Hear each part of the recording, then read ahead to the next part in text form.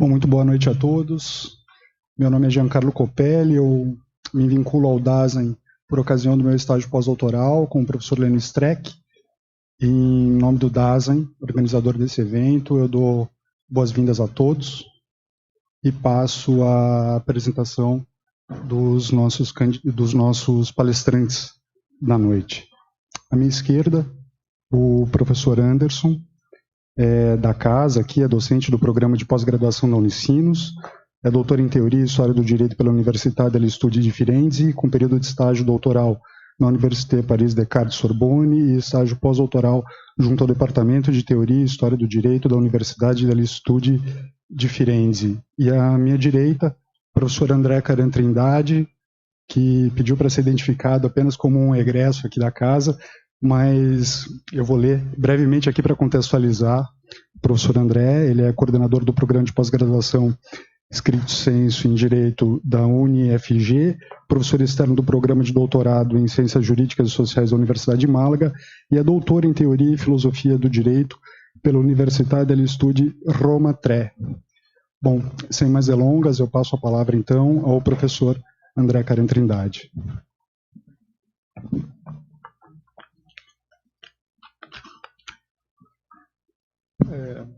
Boa tarde.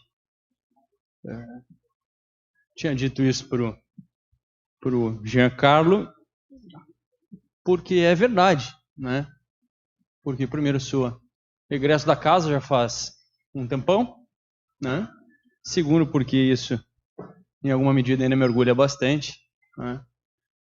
E terceiro, porque bastaria, Jean, dizer que eu sou amigo do pessoal, né? Talvez essa fosse já a minha homenagem, agradecimento ao professor Lênio, do coração, e todos aqueles outros que estão aqui, né? Dieter, Thomas, né? Clarissa, Rafa, enfim, os da antiga e os da nova geração. Falar em antiga geração, chegou meu querido Marcelo. Então, inicialmente, parabenizar a equipe, né? Sei bem de todas as dificuldades da gente organizar esses eventos, essas atividades de um colóquio, né? Já está na terceira edição e a gente não sabe se haverá a quarta. Paralelo a isso, é uma satisfação muito grande estar aqui e deixar bem claro que é, antes de qualquer coisa, e sobretudo quando eu volto ao Unicinos, um aprendizado, né? Então, venho com muito gosto aqui, não escutar o Lênio, até porque o Lênio não sei se vai falar, o Lênio eu escuto todos os dias, diversas vezes por dia, nas horas boas e nas horas ruins, mas sempre é bom ouvir o Marcelo, enfim, a Maria Eugênia também, o Rafa, o Anderson. Eu aprendo muito com todos vocês, não queria deixar de registrar isso. E também aproveitar para pedir desculpa pela proposta, porque já que é um colóquio, né, e minha filha de 4 anos passou a semana inteira passada hospitalizada, internada, né, teve que fazer um procedimento cirúrgico, isso foi uma coisa que desorganiza, né? Qualquer caso era quando eu tinha dedicado para organizar melhor as ideias. Quem me conhece mais sabe que eu sou um virginiano que prepararia a tarefa, Anderson, não tive tempo de fazer como eu queria. Então, está fragmentado, né? A ideia está fragmentada, o que também é um reflexo dos tempos difíceis, né, que nós vivemos, né? Como organizar as ideias nesse mar de coisa e como parar para falar sobre teoria do direito nesse contexto. Estava dizendo para o André que eu tive em Uberaba essa semana, né? E lá pelas tantas, Marcelo, embora não fosse sobre direito e literatura, a pergunta que ocorreu foi o seguinte: que espaço-tempo nós temos, ou que espaço-tempo existe ainda para o Grande Sertão Veredas depois do WhatsApp? Por mais esdrúxula que pareça a pergunta, dá para entender a pergunta, né? Essa coisa maluca e frenética que a gente passa o dia inteiro, né? E aí não é só o Grande Sertão, estava brincando com o Grande Sertão porque estava no interior de Minas, né? Mas que pode ser para a literatura de uma maneira geral, que pode ser para as artes e que pode ser para a teoria do direito. Né? Que espaço-tempo ainda tem para fazer um colóquio sobre esse tema? E se ainda tem espaço-tempo, por quanto tempo ainda haverá esse espaço? E aí, lá na frente, qual é a relevância disso tudo? Porque eu confesso, cadê o meu xará, o André? Não, o outro André, que eu tenho dúvidas. E eu sou um fatalista e um pessimista. Né? O Lênio sempre conta a mesma coisa. O Lênio diz, ele diz que ele encontra um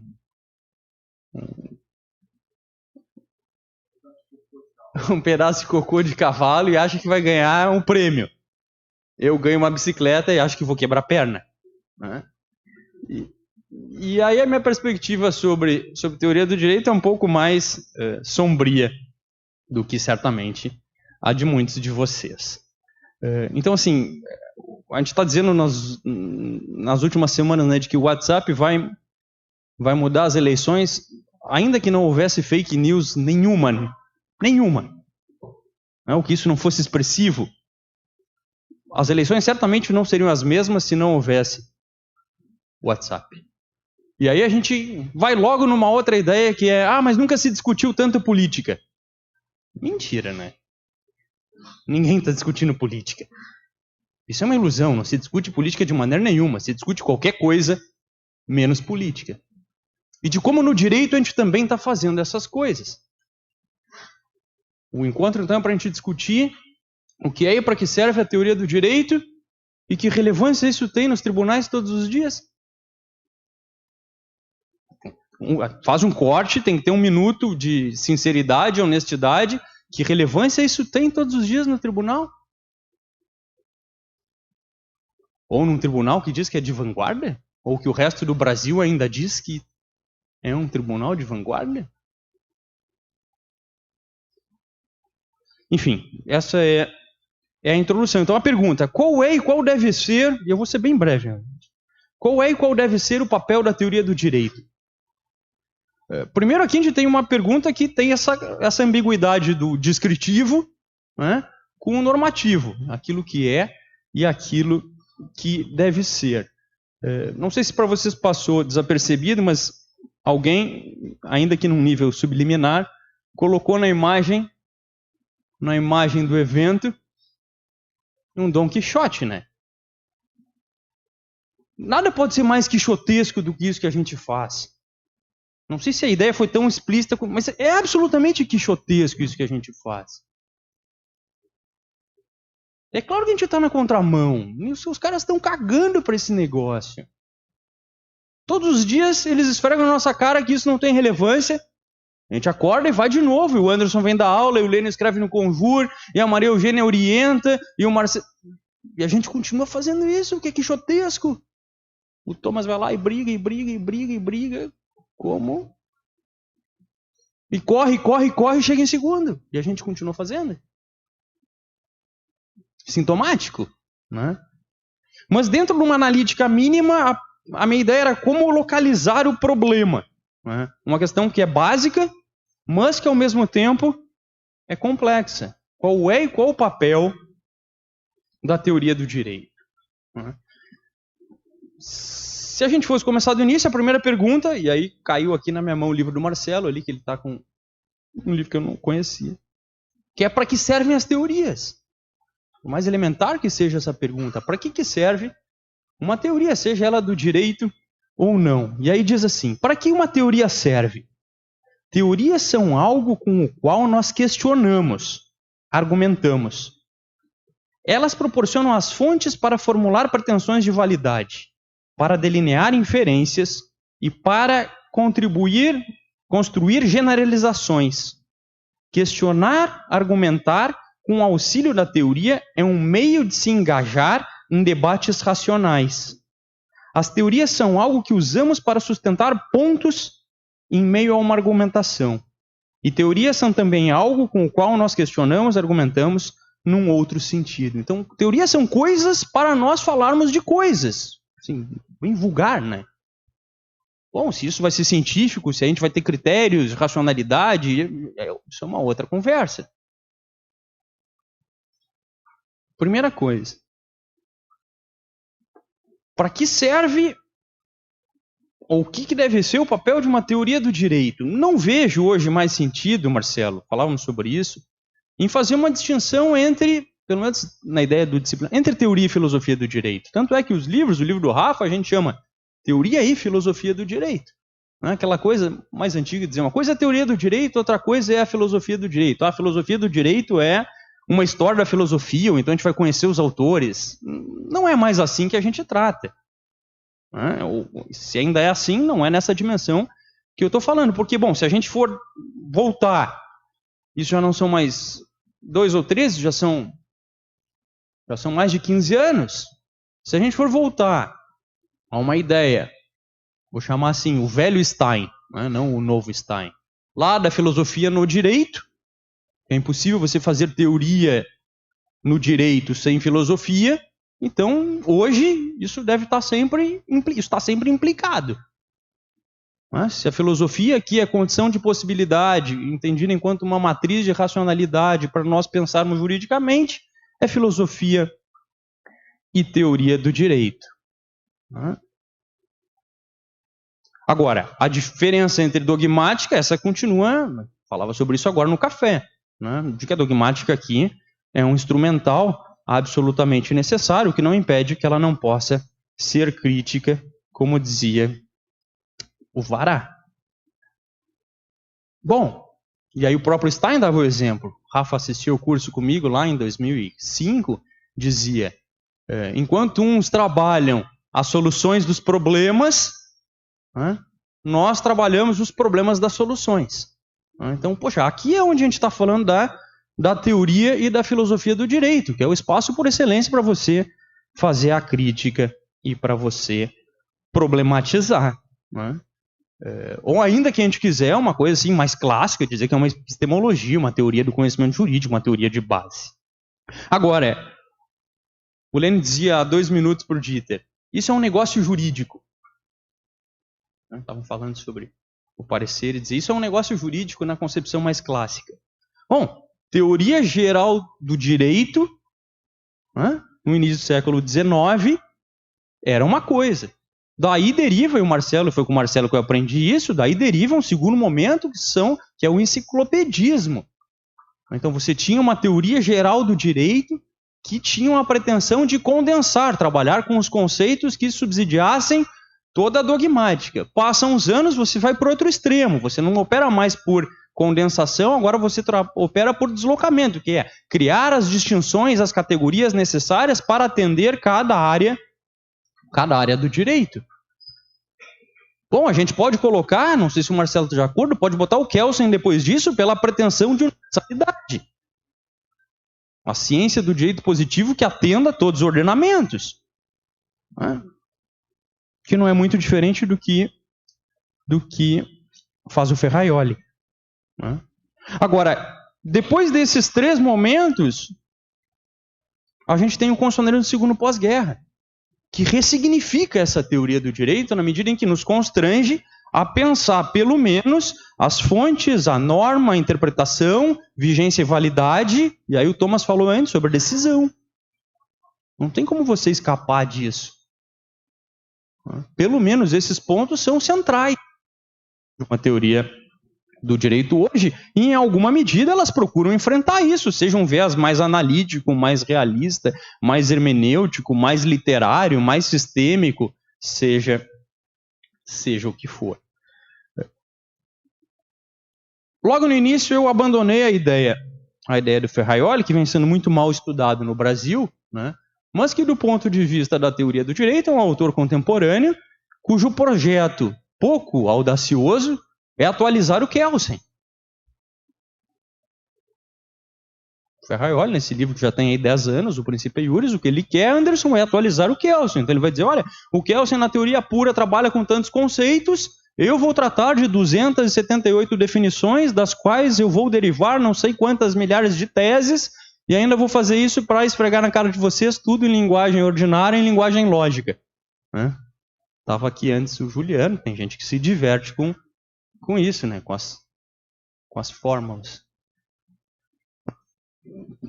não faz sentido aqui a gente discutir o Ferraioli, eu já fiz isso na minha outra participação no primeiro colóquio. O que chama atenção no Ferraioli, e é uma convergência com o Lênio, é que o Ferraioli diz a teoria do direito é eminentemente formal, como um bom positivista, uma crítica.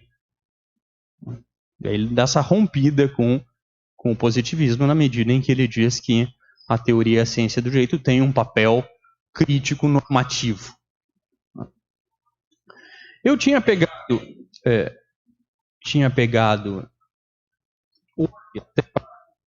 para homenagear um texto do Oste, com quem eu acho que algumas coisas são boas, outras não tanto, até para homenagear os sistêmicos daqui, que é um texto recente, de 2017, pelo menos na Doxia 2017, ali anterior, que se chama Para que serve o direito?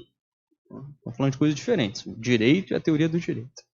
Ele diz, para que serve o direito para contar? A primeira coisa que eu pensei sem ler o texto foi contar até 3, numa perspectiva da teoria dos sistemas e dos sistemas sociais. Ele ia querer dizer aqui, Maria Eugênia, que o direito serve para segurar. A minha leitura sem ler o texto. Que o direito serve para a gente dizer 1, 2, 3, distancia, afasta, e como é que a gente vai responder? Depois eu li o texto, não é isso.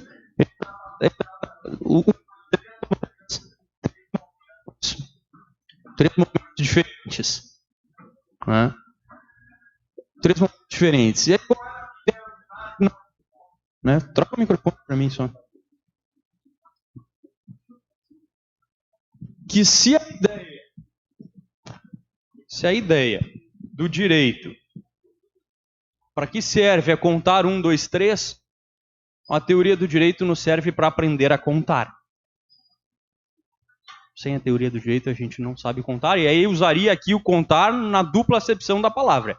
Contar de que ela é condição de possibilidade para esse momento, e contar porque o que a gente faz todos os dias no direito e literatura é se convencer de que o que importa é saber contar as coisas. No direito, saber contar é fundamental, e para minha satisfação pessoal, depois de 9 anos com o Lênio, lá no Maranhão, ele disse assim, literatura com 360 discutindo 500 livros e todos esses participantes mudou minha vida e mudou a minha maneira de ver o direito. De como isso ainda pode nos transformar e de como isso pode ser um alento, pelo menos, para a gente fazer um direito menos cretino. Então, quando a gente está falando de teoria do direito hoje, quem é que acompanha isso? Se você for ao tribunal aqui, quem que acompanha essa discussão? Que relevância tem o grau de sofisticação hermenêutica da tese? Já avisei antes que eu sou pessimista, mas a gente sabe que isso tudo é em vão, Thomas.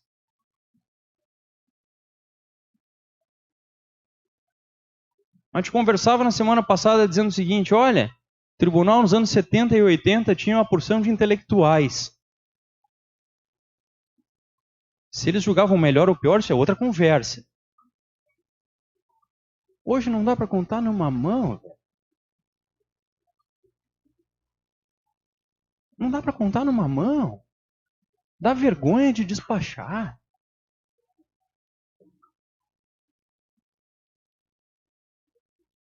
Aí o Thomas dizia no almoço, olha, a gente tinha o bacharelismo e aí agora a gente substituiu pela preparação para os concursos. Esse é o espaço de estudar a teoria do direito. E a ladeira segue abaixo. Aí vem a resolução 75 de 2009 do CNJ para dizer, vamos incluir essas matérias nos concursos. O Leonel aqui foi o primeiro a dizer, vamos tirar dos concursos, porque não era para fazer isso que fizeram. Eu orientei uma dissertação, há uns anos atrás, Anderson, que pegaram todas as questões das propedêuticas, das humanísticas, e começaram a examinar. Não dá 10% de aproveitamento das questões que se salvam, independente da gente negociar o que isso signifique. Não dá 10% de aproveitamento das perguntas.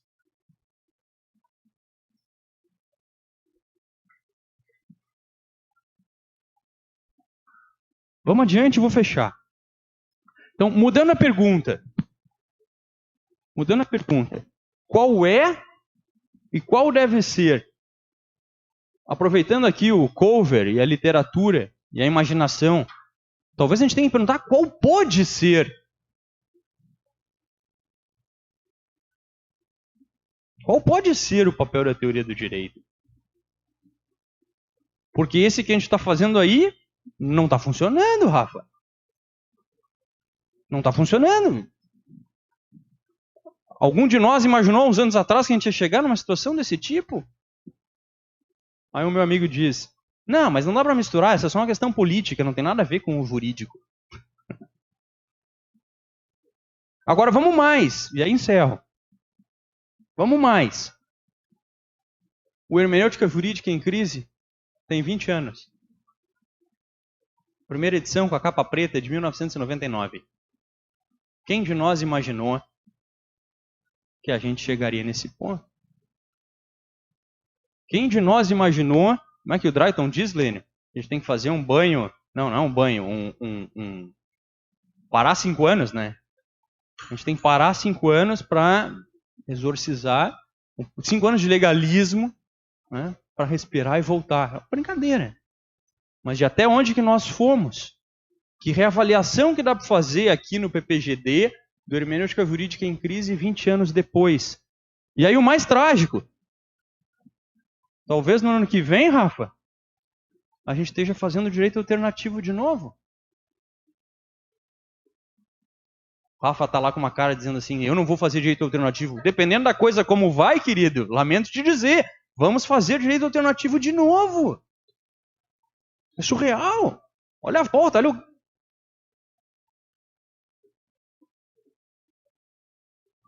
Então aí, o André não voltou. A minha identificação com a pergunta que ele fez hoje, 300 anos depois, a gente continua insistindo na mesma tecla com tudo isso. Por qual razão? Bom, teria que responder que só resta a revolução, mas que eu vou me embora. O Thomas vai ficar aí para brigar, eu vou me embora. Eu sou da turma dos covardes, eu vou me embora. Minha mulher quer ficar, mas eu vou me embora. Pego as crianças e vou me embora.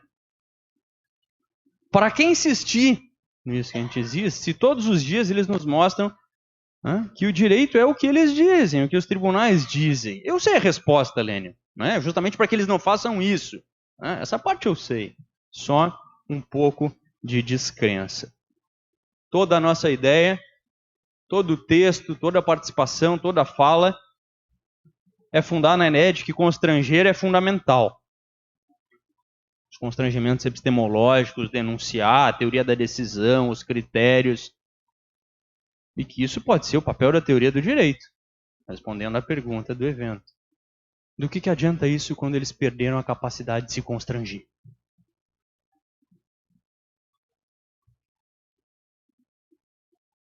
O presidente Supremo falou que então é movimento. Não conheço nenhum movimento que tenha acabado com o habeas corpus, que tenha perseguido o ministro, que tenha matado o gênero. Eu não conheço nenhum movimento disso. Claro que a literatura é sempre um alento. Tenho estudado bastante Humberto Eco, né, e mais especificamente a questão das superinterpretações. Superinterpretação é aquela que, mais do que romper com os limites semânticos do texto, escreve um outro texto. Né? Como é possível o presidente Supremo chamar de movimento? Ou então a clássica frase, se a gente trocar o perfume da rosa, se a gente trocar o nome da rosa, se ela perde seu perfume. E o que o direito pode fazer com isso, se não tem mais constrangimento nenhum? Ou vocês acham que o sujeito dizer que ele fecha o Supremo com um cabo, ao ato falha um juiz, né? Um cabo e um soldado, que retaliação que você acha que vai ter? Que efeito que isso vai produzir? O que vai mudar amanhã, Daniel? E depois de amanhã? Tem alguma perspectiva no horizonte de que isso não vai ser assim? Distopia total. A única coisa que nos resta, da minha perspectiva, é que eu tenho tentado fazer, Anderson, e você também é testemunha disso, é que só e sem essa pretensão a arte pode nos salvar. Obrigado.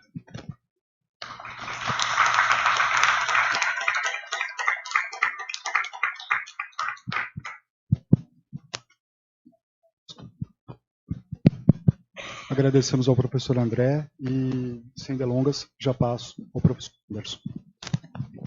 Obrigado. Boa tarde, boa noite a todos. Dada a informalidade, eu cumprimento a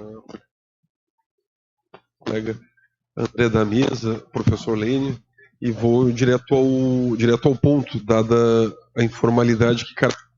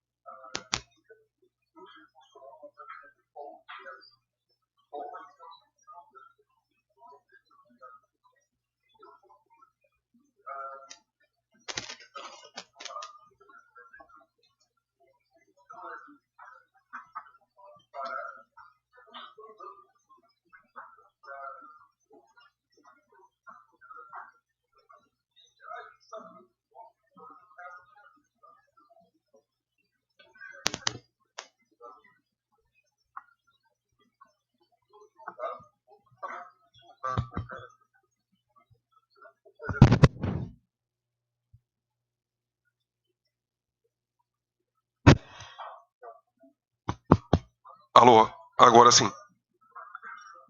Mas a minha voz ficou dentro de uma lata. Mas também ficou... Pois é, parece que eu tô no banheiro público, preso narrando um jogo de futebol. Mas vamos lá. Dentro desse banheiro público de lata, a questão que eu tenho tentado pensar um pouquinho em relação ao direito constitucional comparado, essa coisa de perder o pudor, sair do armário. E eu tenho tido contato com praticamente todos os comparatistas constitucionalistas do Brasil, e o pessoal relata a mesma dificuldade, essa acusação como se fosse uma coisa torpe, uma coisa vil de tentar desmerecer o nosso próprio direito. E aí eu tenho tentado aprofundar algumas discussões. Em primeiro lugar, quando nós vamos fazer uma análise constitucional comparatista, eu não vou fazer essa análise sem nenhum objetivo. Eu vou fazer essa análise sempre tendo o meu sistema como sistema de referência e só dialogando com os outros. Não no sentido de encontrar um outro sistema melhor, mas sim de testar as hipóteses para a minha pergunta. E uma pergunta que eu tenho me colocado muito é qual o papel que a doutrina desempenha em determinados ordenamentos constitucionais. Porque nós gravitamos em vários locais, os colegas todos aqui gravitam em alguns países e sentem essas diferenças. Quem passa, por exemplo, em Alemanha e Inglaterra sente uma diferença muito grande da condição que a doutrina tem. Um artigo, um working paper de um professor da Inglaterra tem um impacto muitas vezes dentro do parlamento, na ordem do dia, uma coisa tanto quanto surreal para nós, porque nós não temos essa relação tão forte com a doutrina.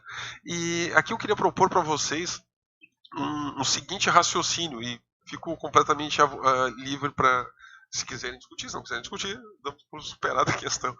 A história do direito em todos os processos civilizacionais aponta para aquela clássica dicotomia entre o direito posto como produto poder e o direito enquanto uma pretensão, ou seja, direito objetivo e direito subjetivo. Ciência jurídica é algo muito moderno. Ciência jurídica é algo típico do direito moderno. Não existia ciência jurídica na Antiguidade Romana. Os gregos não faziam ciência jurídica. Por isso, na modernidade, nós começamos a pensar em termos, digamos assim, cartesianos, as demais áreas do saber, incluindo o direito, tentando categorizar com relações lógicas as principais categorias. E chegamos em um determinado momento onde há um foco, um nascedor do que é essa teoria, essa ciência do direito. Isso nasce de uma doutrina. A gente tem muita dificuldade de ver uma construção, um instituto que tenha nascido por si só. Nós temos alguns exemplos, tanto quanto algumas jabuticabas, Mas não vou entrar aqui porque senão vai virar uma chicana. Tem um ou outro que criou em acordo, não quero fazer isso, mas não quero ficar até em tom de deboche. Mas nós temos poucas construções que saíram do nada, saíram por brotamento de um acordo. E elas não pegam, elas não dão certo. Muitas vezes fica aquela pequena aberração dentro de uma decisão judicial de alguém que foi lá e inventou uma bobagem qualquer. Ou então uma norma mesmo que cria uma coisa absolutamente fora de contexto. Viram aquelas típicas leis que não pegam. Há esse processo de decantar a ideia, pensar no instituto antes de colocar ele em prática. Aqui eu teria vários exemplos positivos para dar nesse sentido. Por isso, a função da doutrina é, antes de tudo, a função de criticamente testar as possibilidades e construir possíveis caminhos. Agora, o que nós precisamos tentar para compreender a doutrina em cada ordenamento é pensar o que é essa doutrina, de qual espécie nós estamos falando. Todo ordenamento, isso é um critério, eu sei que a professora Judite Martins Costa, aqui no Rio Grande do Sul, estabeleceu ali uma classificação de uma forma, temos o professor Otávio Rodrigues, também tem uma outra classificação de outra forma, tem alguns clássicos, mas eu tenho tentado assim comparativamente encontrar espécies de doutrinas que estão presentes em todos os ordenamentos constitucionais. Nós temos, sem dúvida alguma, uma doutrina majoritária, que o caso bom que a gente cita aqui no programa sempre, o pessoal do grupo do professor Lênin, que gosta muito de citar o Alex, ele não é doutrina majoritária na Alemanha, mas ele é recebido como se fosse sumo pontífice do direito constitucional na Alemanha. A doutrina majoritária nós vamos conseguir detectar ela por alguns elementos que muitas vezes saem todos em conjunto ou alguns parceladamente.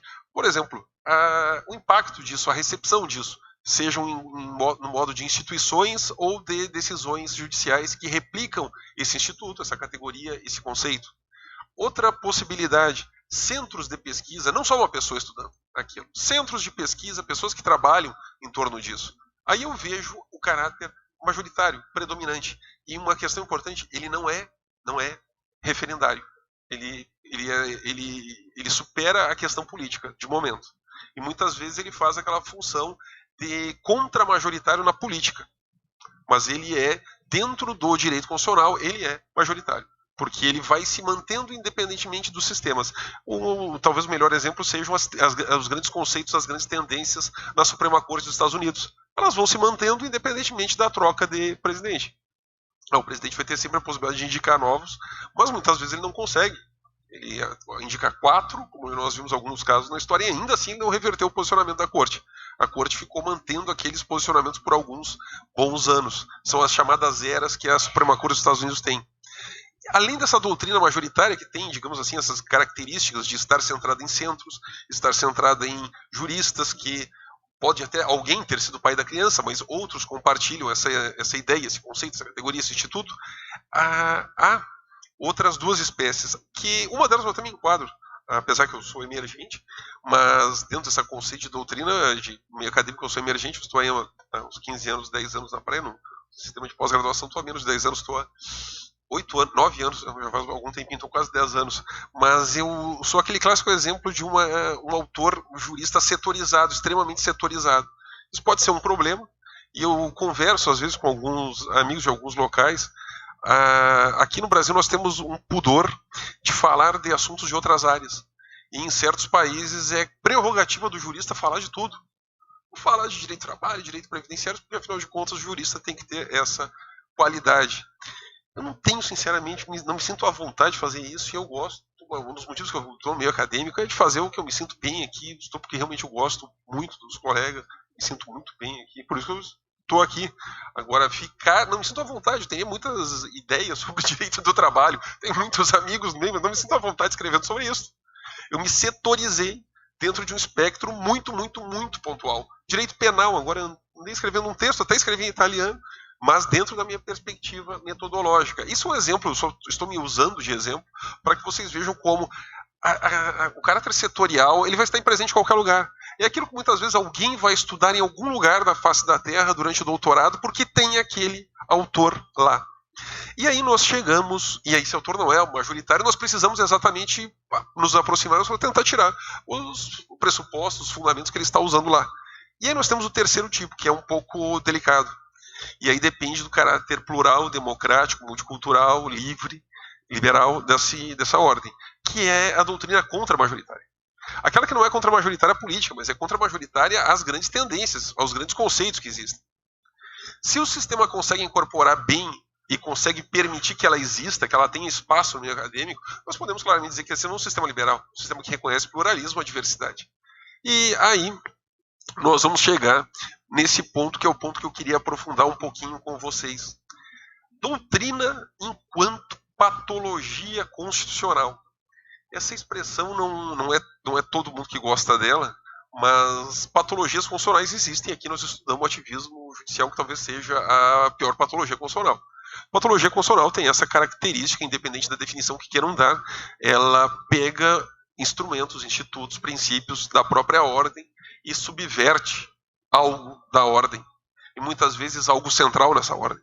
Como vamos supor aqui no nosso caso, cláusulas pétreas. Ela promove uma subversão da ordem. Uma subversão muito pontual, que muitas vezes pode ser num caso concreto, pode ser numa situação legislativa, mas ela é subversiva da ordem posta. Não falo subversivo nesse sentido militarista, mas falo no sentido da racionalidade predominante. E essa doutrina, enquanto patologia constitucional, ela precisa ter parâmetros para que nós possamos medir ela. Como eu vou poder alegar que uma doutrina é uma patologia constitucional? Há uma tendência em muitos locais, e aí eu vou usar um exemplo histórico apenas. Foi entendido durante os anos 26 a 30 do século passado, foi entendido que os internacionalistas alemães que não tivessem aderido ao Reich, ao Terceiro Reich, eles eram subversivos do sistema. E foi implementada uma política internacionalista ali, que só na década de 30 foi levada a cabo, mas o Klaus Haushofer, no final dos anos 20, ele já estava delineando, fazendo um projeto de poder muito claro, que era a doutrina do espaço vital. Essa doutrina do espaço vital é de autoria dele, ele foi orientando o Carl Schmitt e foi uma doutrina que ele literalmente impôs em seleções de concursos públicos em toda a Alemanha. Eu só posso contratar professores de direito público se sobreviverem algumas perguntas sobre o espaço vital. Criou-se uma doutrina majoritária no direito. E essa doutrina tinha um objetivo muito claro: perseguir, e nós temos processos que até o pós-Segunda Guerra Mundial se estenderam, perseguir professores que fossem contrários ao Lebensraum, ao espaço vital. Esse é o exemplo que eu vejo mais forte. Uma doutrina contra-majoritária, extremamente coerente com o sistema, porque o internacionalismo é o que vinha sendo defendido na Alemanha desde o século XIX, e esses autores eram todos eles internacionalistas, e eles foram sendo um após o outro eliminados do sistema, retirados, foram demitidos enquanto professores, alguns se aposentaram, e nós chegamos em um determinado momento que dos 74 professores, isso em 1931, 74 professores de direito internacional, 73 eram filiados ao Partido Nacional Socialista. O outro era neutro, mas concordava com o Lebensraum. Só não era filiado ao Partido Nacional Socialista. Isto é uma patologia, essa doutrina contra-majoritária? Não, definitivamente não. Porque ela tem uma característica que mantém ela: a coerência com a tradição jurídica. E a tradição jurídica vai ser aquele grande elemento que vai nos dar unidade. Eu consigo perceber algo pela capacidade de vinculação desse algo à tradição jurídica. E aí eu vou ter uma outra situação. E aquela doutrina que eu preciso comentar aqui, e talvez ela se problematize: a doutrina referendária. Digamos assim, que é o meu ponto central aqui. O que eu faço com a doutrina referendária? Aquela doutrina que a biruta estava para um lado, ela vai para aquele lado, está para o outro, ela vai para aquele outro lado. Essa doutrina, em momentos de troca de regime, ela aparece com uma facilidade enorme. E ela aparece apenas para justificar o sistema. Eu ousaria dizer para vocês, embora eu estude direito constitucional comparado, que o nível de subversão que uma doutrina referendária produz é muito maior que qualquer medida ativista. Um dos piores ativismos do ponto de vista técnico que nós temos aqui no Brasil é o ativismo de superar o parágrafo 3º do artigo 226, a união entre homem e mulher. É um ativismo, mas digamos assim, um ativismo bom. É um ativismo saudável, porque afinal de contas está efetivando direitos das pessoas. É uma questão legislativa, devia o parlamento ter resolvido, mas é um ativismo que, no final das contas, promoveu a dignidade da pessoa humana. Mas é um ativismo judicial. Tem um nível patológico dentro do sistema, tem, porque subverte uma questão formal. Mas agora comparem isso a uma doutrina que, num eventual estado autoritário, ela passa a referendar tudo, como se fosse um site, um blog. E ela fica criando uma nova tradição jurídica, reconstruindo a história constitucional, recontando tudo. Tem como comparar essa doutrina com o nível de nocividade desse exemplo que eu peguei, que tecnicamente seria, eu vejo o exemplo mais extremo que nós tivemos, de um ativismo contra a legem expresso, que é o homem e mulher na união homoafetiva? Tem como comparar isso? Tem como comparar com um magistrado que concede um habeas corpus sem um claro fundamento legal, pelo sentimento dele de que a pessoa está presa injustamente? Isso não vira notícia, esse tipo de caso. Não vira notícia, vira notícia quando é preso, né? Porque quando a notícia é boa, não, ele viu lá, fizeram uma sacanagem, vamos soltar, mas o fundamento não está claro. Não, vira notícia sempre é uma coisa ruim. Mas não tem como comparar. Aqui nós estamos falando de uma coisa absolutamente sistêmica dentro do ordenamento. E a única coisa que nós podemos fazer é tentar reconstruir a função que a doutrina tem. E tentar criar uma doutrina majoritária, ainda que fora do próprio sistema tradicional, ainda que ela não venha a ser reconhecida, ainda que ela não tenha nenhuma capacidade de influência política, ainda que ela possa ficar à margem por completo do judiciário. Porque, inevitavelmente, uma doutrina majoritária ela tem que ter influência política e ela tem que estar presente também em pautas legislativas. Eu conheci agora, comecei a ter uma certa proximidade com o Instituto Legislativo Brasileiro do Senado Federal.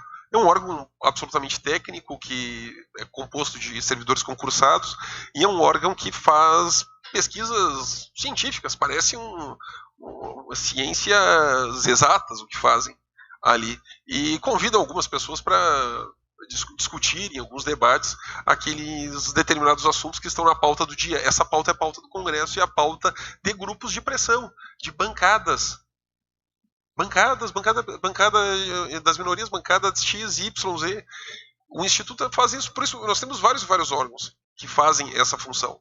E esses órgãos têm que manter a capacidade, em um hipotético Estado, não estou falando no Brasil Estado autoritário, mas estou falando em um hipotético autoritarismo, esses órgãos têm que ter um papel, eles precisam desempenhar um papel cada vez mais importante de autonomizar a doutrina, sob pena de que eu tenha, aí sim eu vejo a pior patologia constitucional de todas, uma doutrina referendária majoritária.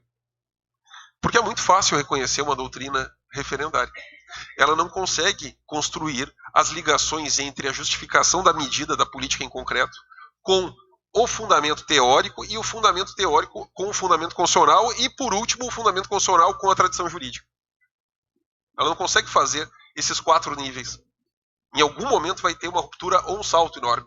Eu tenho ouvido absurdo sobre algumas coisas, inclusive de pessoas extremamente qualificadas, inclusive do meio jurídico. Eu custo acreditar que a pessoa consiga associar, como eu tem uma brilhante explicação de como as urnas eletrônicas do Brasil são fraudadas e é possível direcionar os votos. Eu escutei isso.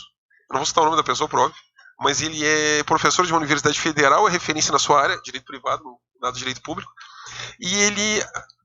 vocês estão me ouvindo bem? Eu estou para encerrar 5 minutos sem isso. Tá bem? Eu troco aqui. Eu continuo aqui. Eu já estava até meio simpático. Eu ia começar a falar comigo mesmo em banheiro de plástico. Agora eu não estou gostando disso. Mas a pessoa é extremamente qualificada, muito simpática, deve estar super feliz da vida, super de bem com a vida, aparenta ser ótimo, não sei nada, detalhes da pessoa, aparenta ser uma ótima pessoa, me constrói toda uma demonstração lógica de que há uma sucessão de fraudes nas licitações. E isso ele conhece bem, porque advoga, inclusive já advogou para 3 empresas e atualmente advoga para uma das empresas que produzem a urna eletrônica. E a existência de fraude em licitação justificaria a possibilidade de que alguém no TSE consiga lançar um algoritmo. E quem seria esse alguém? Tu vai fazendo as perguntas. Eu fiz um estágio no Instituto Psiquiátrico Forense quando eu tinha 18 anos. E na adolescência, gostava muito de... Eu aprontava no colégio, eu ia ler Freud na biblioteca para fazer de conta. E eu inaugurei o Centro de Apoio Psicológico ao aluno na minha escola com 12 anos também. Por isso, estou bastante acostumado. Eu fiz muita terapia, muita terapia na vida já. Não faço mais. Mas estou muito acostumado com esse método Insight. E eu boto isso nas pessoas, aplico isso. Apliquei em motorista de Uber. Né? Todos os motoristas de Uber, por exemplo, votaram no Bolsonaro. E daí tem alguns certos saltos. Todos que eu peguei uns 10 Ubers todos, assim, é consenso. Se depender disso, vai dar 100% a eleição. Sim, também. E tem um método por insight que tu vai chegando, que é o método típico da psicanálise. E eu fui chegando, e por favor, me explica esse ponto. Ok, eu entendo que todas as licitações possam ter tido fraude, mas como é que tu faz essa relação entre a fraude na licitação, que é o contratante, e o gestor do contrato? A relação está ali, a corrupção está ali. Como é que tu faz isso? Geralmente é um político, uma figura, assim, até usei alguns nomes para ele, que ele reconhecia. Uma figura extremamente escrachada, geralmente são umas figuras mitológicas no caso ali, aquela figura que fez, naquele caso, uma figura, não vamos entrar nos pormenores, uma figura bastante notória. Como é que tu faz esse salto para a questão da informática, de lançar o algoritmo? Daí ele se pisca. Isso vocês percebem, por isso que eu estou achando que o populismo é uma patologia mental. Ele tinha que entrar na CID, a pessoa se pisca, os músculos do rosto todos vão para trás, que é quando uma coisa, o cérebro dela foi chocado, e ela, não, é que daí tu tem o sistema aberto. Alguém que faz isso permite tudo. Tá, mas quem é que vai lançar? Tu vai ter que lançar para todas as urnas, porque tem 7 níveis, tem 7 firewalls, e ele, sim, tem, mas tem que ser lá no TSE. Tá, então o presidente do TSE, sim, o presidente do TSE. Daí é a revelação. Eu, meia hora ouvindo, tinha viajado horrores, 2 voos que eram atrasados, cheguei nessa cidade, só pessoas que eu não custo a ver, e queria conversar com as pessoas, vejo 2, 3 vezes por ano, chego nessa cidade e escuto isso. E daí, tá, mas o presidente... Não, eu fui desenvolvendo, e o presidente do TSE, ele vai te dar como o algoritmo, como ele vai apresentar esse algoritmo se a gente for investigar, como é que ele vai fazer isso? E ele tem os técnicos. Mas, os técnicos são concursados, não tem que haver um complô, e daí a pessoa vai travando. Não, mas tem um jeito. Lá tem. Tá, existe. Se houver um complô cosmológico do presidente do TSE com todos os demais que ficam... Ele, inclusive, deu a sala, o andar e tudo, e é verdade, é aquela sala, é aquele andar. Mas os técnicos são todos concursados, e alguém que trabalha com um serviço público sabe que o concursado, para quem pegar qualquer coisinha ali... É simples, né? Vem o que está... ele é naturalmente um fiscal. Pela própria condição dele e pelo fato de não ser magistrado. O servidor público é um controle. Qualquer um que sabe disso, o professor Lênin sabe disso, foi procurador, é um controle que tu tem dentro do gabinete. Imagine o nível de insanidade da pessoa. Eu fico imaginando isso. E daí eu falei para ele, vai ter uma capa preta, um negócio alguma coisa assim da Ku Klux Klan na cabeça, o que ele vai estar vestindo para fazer isso? E ele vai ficar selecionando como. E daí a pessoa não conseguiu me dar nenhum critério. E eu não vamos imaginar que nós vamos fazer isso. E a pessoa não conseguiu fazer. E é uma referência na sua área. E certamente vai começar a escrever sobre política, vai começar a escrever sobre outras áreas. Não me recuso sequer de referir o Estado, de onde é, porque não, seria bastante constrangedor fazer isso. Mas esse tipo de doutrina nós já temos. E ela já acontece, que só vai justificando o sistema. E ela vai... em trocas de tendências, e nós vamos ter uma troca de tendência no Brasil, ela vai ampliar. E há a necessidade, sem dúvida alguma, de que nós, enquanto academia, tenhamos a capacidade de criar reflexividade. Não no sentido de fazer perseguições, não no sentido de impedir que a pessoa fale e escreva, porque qualquer sistema liberal pressupõe que o sujeito possa escrever sobre tudo, mas no sentido de promover a reflexividade. A reflexividade é fundamental e é ela que demonstra a insanidade do processo em muitos casos. A insanidade dessa questão. Eu particularmente acho uma insanidade absoluta porque eu conheço bem esse sistema. Inclusive me ofende porque tem algumas pessoas, inclusive que são conhecidos nossos, o professor Ingo, conhecido também, está envolvido. Também faz parte, sabe? São várias pessoas. Teria que ter uma conspiração de 4.000 pessoas no Brasil. E uma conspiração para conseguir lançar um algoritmo onde muitas eleições são decididas no mínimo. E é um mínimo que a gente percebe, que foram as eleições de 2014. Era aquilo ali, era 2 milhões de votos de diferença. Era isso mesmo. Os humores muitas vezes fazem isso. Tem um município aqui no Rio Grande do Sul que foram 3 votos de diferença. Imagina se o sistema fosse condicionado. e as pessoas não vão votar. Uma família resolve para a praia. Quebrou o algoritmo.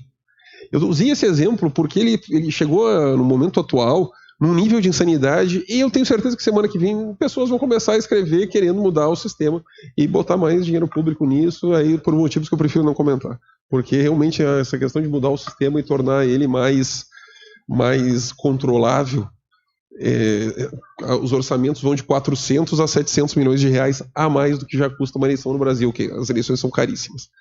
E aí, naturalmente, seriam com empresas contratadas. Tudo sempre aquela história que a gente conhece em contratação pública. Meus caros, dada a natureza coloquial, eu queria só, do debate, queria só colocar essas questões conceituais que a gente tenta usar, envolvendo o problema central, o conceito central, que é a doutrina. Tentei trazer essa questão da doutrina dentro da perspectiva de formação de ciência jurídica e discutir, tentar pensar um pouquinho com vocês o que fazer e como tratar doutrinas meramente referendárias.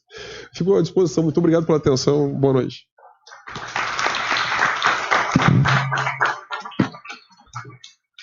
Eu agradeço ao professor Anderson. Inicio as questões e de pronto passo a palavra para o professor Lênio Streck.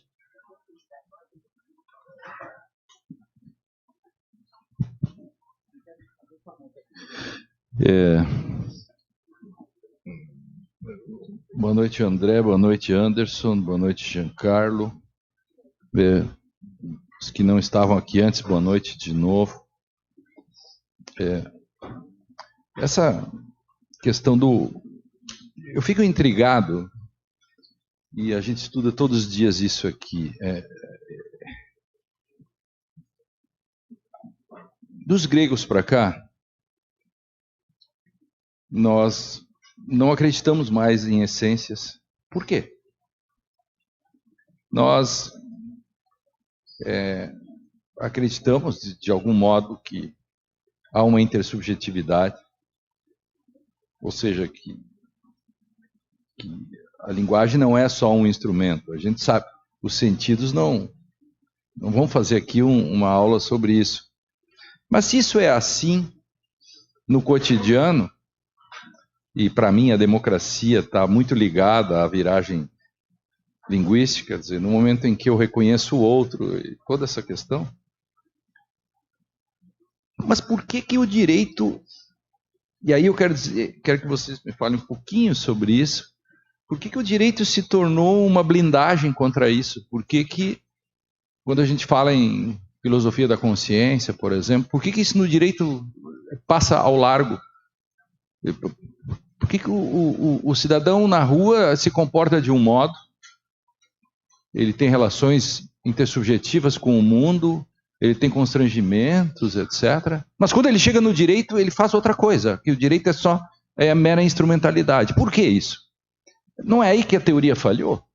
Não é nisso que a teoria falhou? Não é isso que o ensino jurídico e toda a doutrina falhou? Para mim, a doutrina falhou nisso. Por exemplo, quando o primeiro professor continua... Não? Não, isso aqui não é. Eu estou concordando.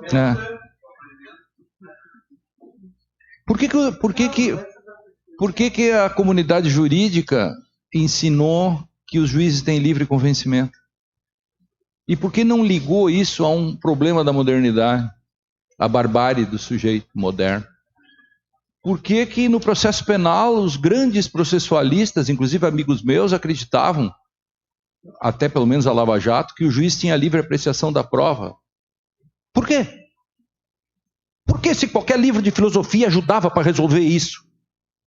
Essa é uma questão que me intriga. Qual é o papel da teoria do direito? Ou não serve para nada, ou de fato o direito é um espaço que está blindado a tudo que se aprendeu dos gregos para cá, e que se fosse os chineses não mudaria nada, pelo jeito, porque paradigmas não entraram no direito.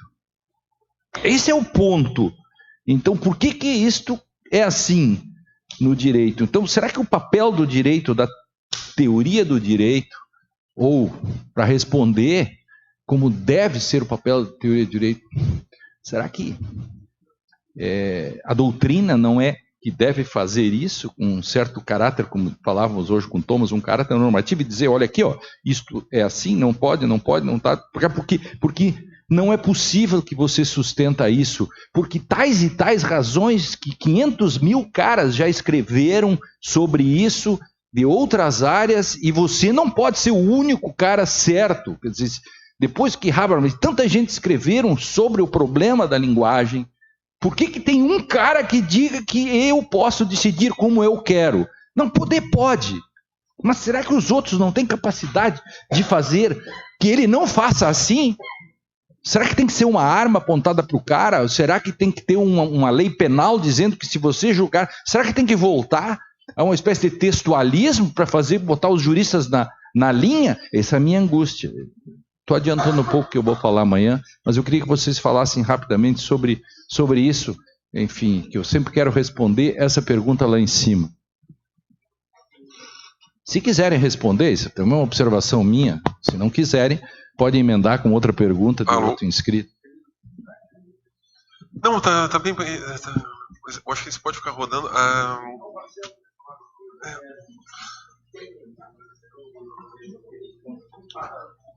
Professor, a pergunta é complicadíssima, é a pergunta que move todo o evento.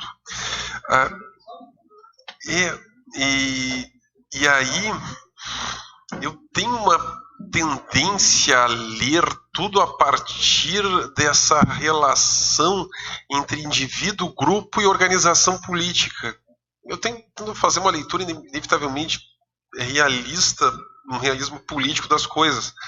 A teoria do direito, ela passou no pós-Segunda Guerra Mundial por um grau de complexização, de sofisticação, que ele não conseguiu esse nível. Ele foi muito no sentido de construção de grandes metateorias dentro do direito. Em alguns casos, realmente não quero comentar que tipo de caso, mas tem algumas teorias que eu acho que é puro onanismo jurídico, é só para satisfazer o prazer de quem está pesquisando, porque ninguém se interessa por aquilo, mas é só onanismo acadêmico. Perdeu-se o contato com a realidade. E a realidade, ela começou a se tornar emotivista.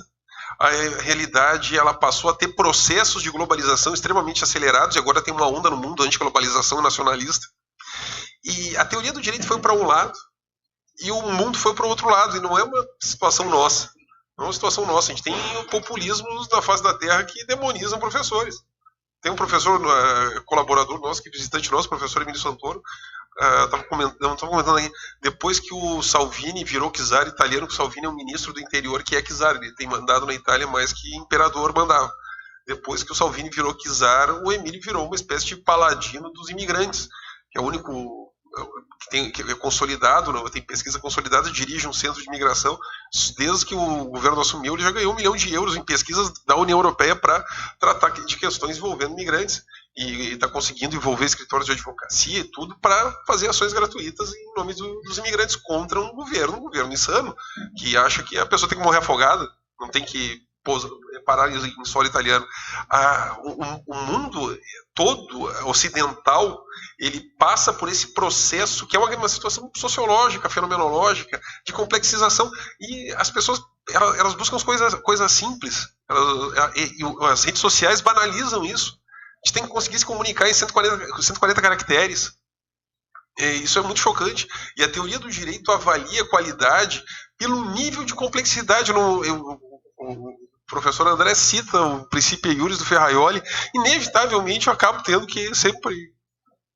É aquele momento que tu para e dá um leve sorriso, não por ser, não em demérito, mas pelo detalhismo que ele fez. O detalhismo que ele fez aquilo. Aquela obra tinha sido extremamente criticada naquele formato quando ele fez as provas. E ele achou para fazer tudo. E o livro virou um colosso, e a editora não quis publicar, publicou uma parte como CD. O livro poderia ter um impacto muito maior. O livro poderia até ter uma versão simplificada, mas não tem. E eu não digo que a academia tenha que ir para o lado do senso comum, mas a academia tem que criar canais de comunicação com o mundo. Essa função que o senhor faz, eu não estou falando para ser simpático, mas é uma função importante, porque esse tipo de canal de comunicação, ele estimula. Ainda que seja só para o sujeito receber crítica, estimula. não é possível o isolamento. Porque o isolamento a gente percebe, uma ignorância total. Estava agora numa situação, ação popular, ninguém naquele ambiente lá sabia, os jornalistas não sabiam na rádio o que é uma ação popular, que sequer existe. É uma questão de cidadania. E também acho que a questão é política, porque nós temos pessoas revoltadas com a política no mundo inteiro. E poucos locais estão discutindo o sistema de partidos. Nos Estados Unidos, todo mundo está revoltado com a política. E zero discussão com o sistema de partidos. No Brasil, todo mundo está revoltado com a política, mas vão eleger um novo partido. É isso? É assim sempre que funciona. Os partidos, eles estão sempre se dando bem. Só mudam as figuras. Algumas figuras fazem outros casamentos políticos, se mantêm lá. Alguns perdem os mandatos, mas ainda assim vão se manter, seja lá quem for. E aí nós temos uma situação de distanciamento. Por isso que eu tenho muita dificuldade de conseguir ver dentro do direito uma saída. Tem muita dificuldade mesmo. Eu acho que só essa questão, esse papel de tornar o conhecimento jurídico um interesse público, um interesse político. As palavras, professor André. 3 observações bem rápidas, então, Lênio. Primeiro, chegou agora, está ali na livraria, Por Dentro da Lei, Direito, Narrativa e Ficção. Não só tem o texto do professor Lênio, mas toda a discussão que se fez em torno desse texto.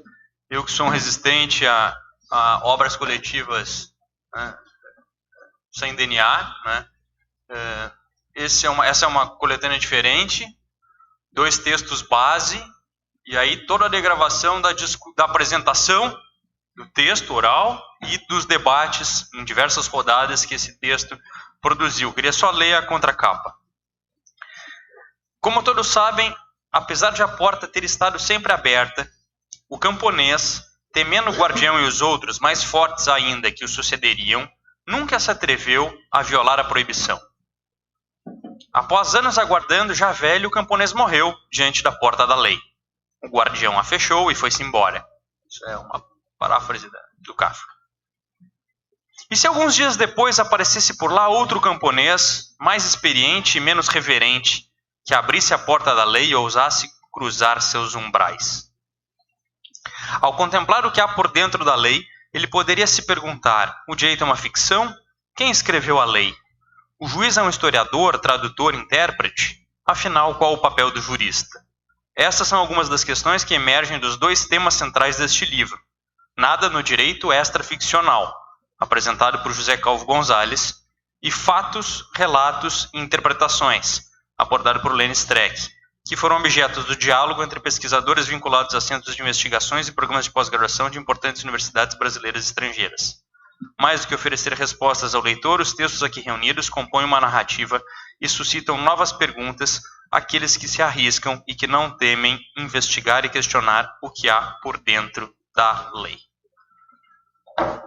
Sobre a provocação do Lênio, a gente escreveu nesse parecer que ele está fechando, dentro do tema da autonomia, não sei se você viu isso, dentro do tema da autonomia do direito, que é uma questão recorrente nos trabalhos dele, que a gente poderia falar em ondas de autonomia, diferentes ondas. Então, por exemplo, numa onda mais simbólica, a gente poderia dizer, Thomas, que a Oresteia do Ésquilo, o primeiro tribunal, rompimento com a vingança, ali a gente tem uma primeira onda de autonomia, porque ali a gente faz uma separação importante. Assim como a gente também poderia talvez identificar em Hobbes, né, quando diz autoritas non veritas fati legem, ali aquilo representa para o discurso da autonomia um segundo passo importante. Talvez possam ter outros, mas esse certamente é um passo importante na diferença entre o direito positivo e o direito natural. O Kelsen, sobre o qual o Marcelo falou, também é uma onda. Claro que aqui no campo da ciência do direito. Isso também representa e reforça em alguma medida, porque tem todos os problemas teóricos, um avanço no termos da autonomia do direito, que agora a gente vai passar a dar um tratamento científico. Agora, qual é o efeito colateral disso? Né? Do início dessa cientificização, junto com o positivismo, junto com a valoração e metodologia e tudo mais.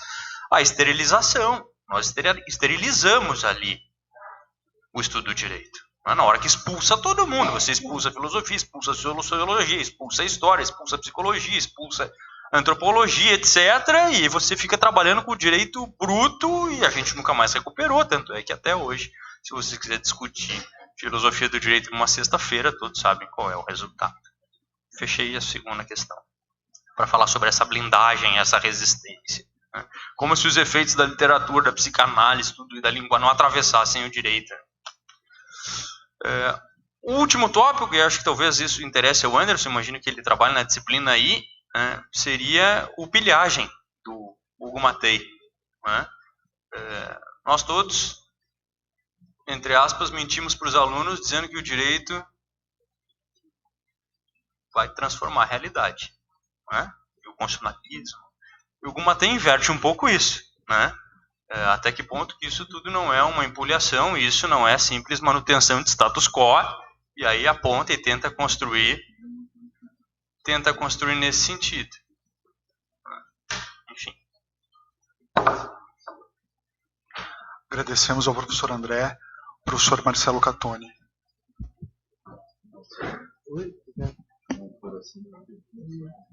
André, queria te perguntar uma coisa, já que você anda me delatando para o Lênio.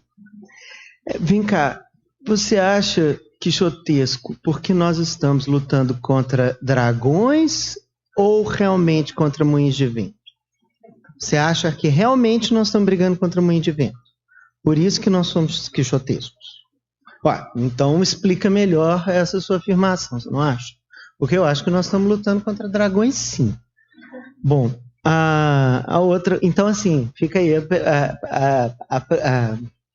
digamos, a provocação, não é isso? Enfim, eu acho que era isso que eu tinha que falar mesmo. Enfim, deixa pra lá. Era só pra te encher a paciência. Só pra não deixar, já que o Marcelo tá... É óbvio isso, né? A gente seria mais tolo do que já é se fosse contra moinhos de vento. Eu concordo com você que são dragões, né? O quixotesco aqui é você dar uma palestra numa universidade importante do Brasil sobre processo penal, dizer que nada pode ser mais quixotesco que nos dias de hoje, depois da Lava Jato, você falar sobre processo penal, ir na sala de aula e entrar no fórum, falar 1h30, todo mundo aplaudir, todo mundo ficar feliz, no final a menina da primeira fila vir perguntar, dizer que gostou muito, mas queria saber o que é quixotesco. Esse é o retrato disso. Então, assim, são dragões, mas também são moinhos de vento, querido, em alguma dimensão, e aí que está o problema. Porque aí é uma desgraça pura, né? Que salvação que tem? O que nós vamos fazer se a gente tiver que explicar o que é quixotesco? É uma universidade federal importante da pós-graduação no Brasil. Obrigado, professor André.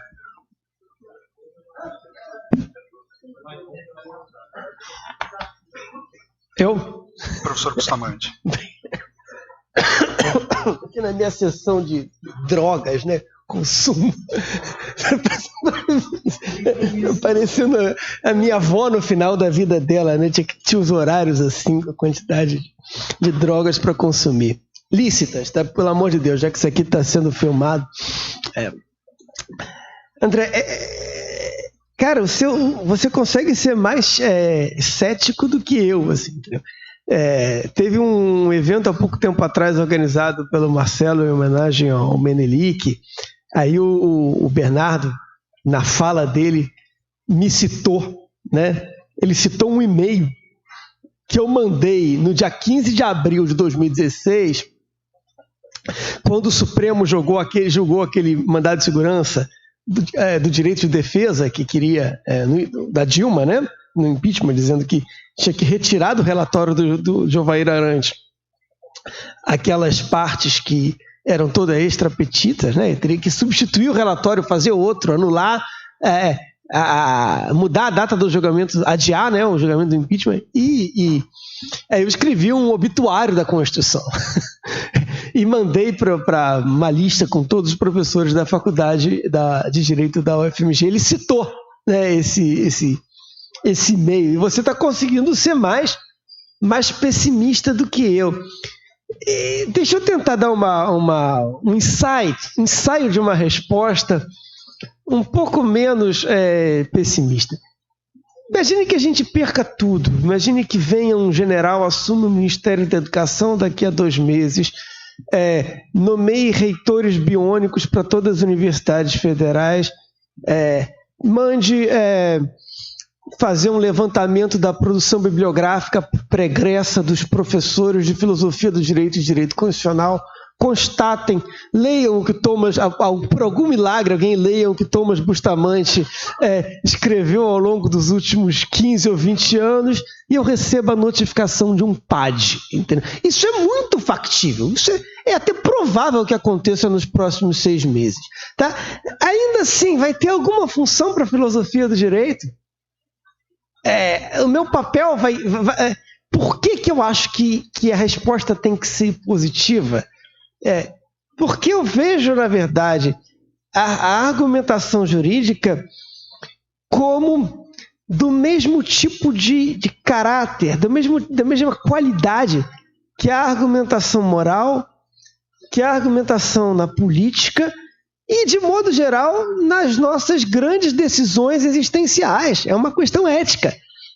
Toda vez que nós refletimos sobre valores, sobre concepções de bem, nós precisamos interpretar as práticas sociais à luz de propósitos, de valores que fazem com que tenha algum sentido o que a gente está... a nossa existência, as nossas grandes decisões éticas, digamos assim. E você nunca vai parar de argumentar sobre a justiça, mesmo quando a justiça, enquanto instituição, acabar. Nós não vamos deixar de argumentar sobre os nossos deveres, as nossas obrigações diante da política, nossos deveres em relação uns aos outros, nossos direitos, nossas recíprocas pretensões e quão boas ou ruins elas serão. Nem que seja para fundamentar o meu pedido de exílio político daqui a 6 meses, eu vou ter o mesmo tipo de racionalidade. E o que sustenta que essa racionalidade é a racionalidade da filosofia do direito. Que é você pensar por valores e como conciliar todos esses valores dentro de um esquema de pensamento em que faça sentido a gente reivindicar com alguma pretensão de ser capaz de fundamentar essa pretensão algum tipo de verdade. Eu vou lembrar agora a primeira vez que eu saí do país, a primeira vez que eu fui a um congresso e apresentei um trabalho próprio foi em 2005. Primeira vez que eu fui num congresso internacional, eu tinha acabado de escrever a Argumentação contra a Legem, que era um texto alexiano, né? E lá chegando, estávamos eu, Antônio Maia e o Denis, que é professor da UFJF. Aí fizemos uma entrevista com o Alex. Eu entreguei, no dia anterior eu tinha dado o meu livro para ele, o Argumentação contra a Legem. Passamos umas 2 horas conversando com o Alex. Foi assim um momento de êxtase para mim. Eu era um recém-mestre, a gente acabado de defender o mestrado. O Alex me citou na entrevista, concordando comigo, dizendo que eu estava certo. Para mim isso era um grande momento. Não gravou nenhum segundo, porque eu esqueci de apertar o REC, né? Mas eu lembro da primeira pergunta que eu fiz a ele e lembro da resposta. A primeira pergunta foi: por que nós devemos estudar a argumentação jurídica? E a resposta dele foi uma resposta assim, curta, de uma linha, assim, porque o direito tem que ser racional. Talvez hoje eu acho que essa resposta é um pouco simples, porque a concepção de racionalidade dele tem um ingrediente metafísico que me incomoda. Tá? Mas essa ideia de que a racionalidade das nossas práticas sociais depende dos argumentos que nós produzimos, inclusive os argumentos mais gerais sobre o que é o direito e o que é que faz um argumento jurídico ser um bom argumento, essas questões sempre vão estar com a gente. E a gente precisa trabalhar elas de maneira a deixar clara a importância dessas questões e a responsabilidade, que é uma responsabilidade não só das instituições e dos juristas, mas dos cidadãos, uns discutindo os argumentos dos outros, as pretensões dos outros. Né? Eu acho que a nossa área de estudo nunca foi tão importante como ela é hoje. Só isso. Quando a gente pega a fundamentação da metafísica dos costumes do Kant, ele começa o livro dizendo exatamente isso. Eu não inventei a razão prática, não. Eu não tenho a menor pretensão de inventar a razão prática. O que eu me proponho é fazer uma crítica da razão prática. Tá? E eu acho que isso tem todo sentido para exatamente isso que o Thomas está chamando a atenção. Agora, uma coisa que é possível ter aprendido com o século XX, com o início do século XXI, é que talvez seja difícil de dizer o que é liberdade, o que é igualdade, o que é justiça, mas talvez não seja tão difícil dizer o que não é liberdade, o que não é igualdade, o que não seja justiça. Nesse aspecto eu sou muito adorniano, né? Como ele diz na Mínima Moralia, que o caminho da justiça é a injustiça. É na experiência da injustiça, na experiência da violência, na experiência da inconstitucionalidade, do desrespeito, enfim, é que se forja exatamente a consciência de que pelo menos do que não seja justiça, do que não seja liberdade, do que não seja igualdade. E além disso, para dar razão ao Thomas, eu diria, o mais preocupante de tudo isso não é a nossa função, que somos prescritivistas. O drama é que se der tudo errado, de quem só descreve o direito, nada pessoal, só estou fazendo uma brincadeira aqui, né, uma provocação, porque nós podemos dizer como deveria ser ou deve ser, agora quem vai só descreve, e já é um problema mais, falando sério, já é outra dimensão, por isso que nós estamos nessa dimensão que mesmo dando errado ainda podemos dizer e devemos dizer, queremos dizer, desejamos e lutaremos para dizer que não deve ser assim, mesmo apanhando, é estoico mojique, assim, né? Apanha e levanta, apanha e levanta, apanha e levanta. Quer dizer, eu me agarro no final, escrevi isso na capa, contracapa do Que é Isso Decido Conforme a Minha Consciência. Se vier um regime e apagar todos, eu ainda terei alguns princípios básicos civilizacionais, que são padrões regulamentares, na comunidade, os quais eu usarei para continuar fazendo direito. Quer dizer, para eu abandonar isso não vai ser fácil. Entendeu? Não vou abandonar assim, tão simples isso. Eu acho que o Thomas e também nós aqui. Eu fico feliz. Você não acha? O Thomas está dizendo, ainda haverá espaço para a filosofia do direito. Eu tenho certeza. O Marcelo está dizendo, a crítica talvez nunca tenha sido tão importante. Eu também tenho certeza sobre isso. Eu não estou dizendo isso. Estou dizendo que nós, como teóricos, não inventamos. Ok, e que além disso, talvez esse seja o momento em que tudo isso seja ainda mais necessário. Eu estou acrescentando. A razão prática não foi inventada por Aristóteles. Agora, o que eu queria dizer é que o Thomas não passa no antidoping. Isso é certo. Ele está tomando 16 medicamentos ali. Eu estou de acordo com vocês, fico feliz com o marcar posição. A gente estava falando sobre como isso hoje, né? Eu estou flertando com a covardia só, né? Mas o que eu quero dizer é o seguinte. Eu vi.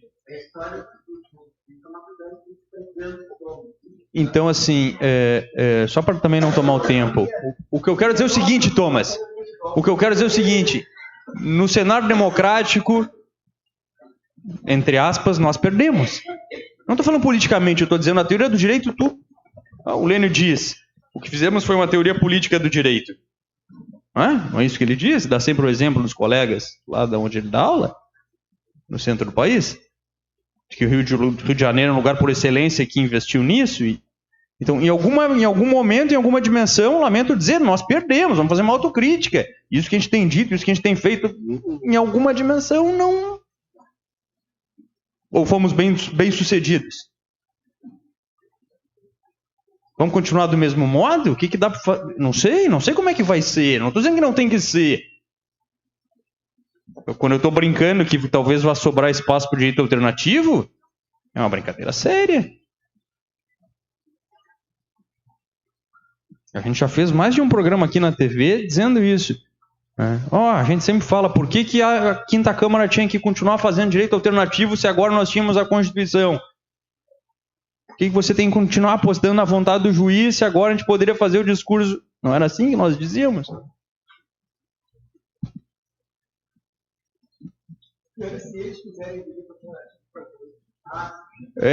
Mas a pergunta é o que eles estão fazendo até agora, talvez não seja isso? Não é isso? E durante todo esse tempo em que eles fizeram isso, a teoria do direito segurou? Então, que teoria do direito nós fizemos nesses anos contra isso? Mas o realismo jurídico não é uma forma de... O direito alternativo não foi buscar no realismo. O realismo entrou praticado no Brasil. Não é exatamente... E não é contra esse voluntarismo que nós estamos discutindo todos os anos? Sim, é um ativismo. Então, o que eu quero dizer isso é o que nós combatemos nos últimos 10 anos, pelo menos. Esse alternativismo às avessas, esse realismo à brasileira, Tupini. E ainda assim, tivemos mais sucesso do que...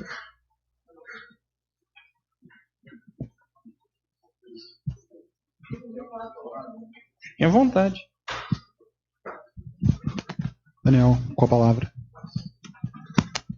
Eu gostaria de fazer uma pergunta para os dois, mas a partir de algumas inquietações que o André apresentou na fala dele.